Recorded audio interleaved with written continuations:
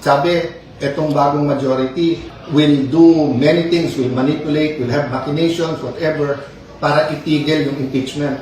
Pero nakita niyo po, napakaayos, walang naging problema. So, yun po ang sasabihin ko sa inyo. Impartial, ibig sabihin po, base sa ebidensya, tamang proseso. Ang problema po kasi sa ibang statement, na sa utak nila ay ang impartial convict na. O, ganun din sa kabila, yung sinasabing impartial ay acquit na. Wala pa nga home trial eh.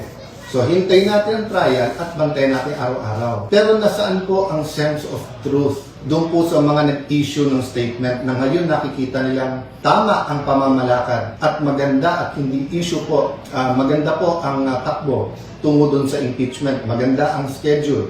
Wala hong nag-statement na mali pala yung una nilang statement. Okay lang po yun. That's your right. Ang sinasabi ko lang po kung anong itatanim nyo, lalo po yung mga namumuno ng mga eskwelahan, binabantayan kayo, gagayahin kayo ng mga bata. So dapat, pag tayo gumawa ng statement with integrity, with truth.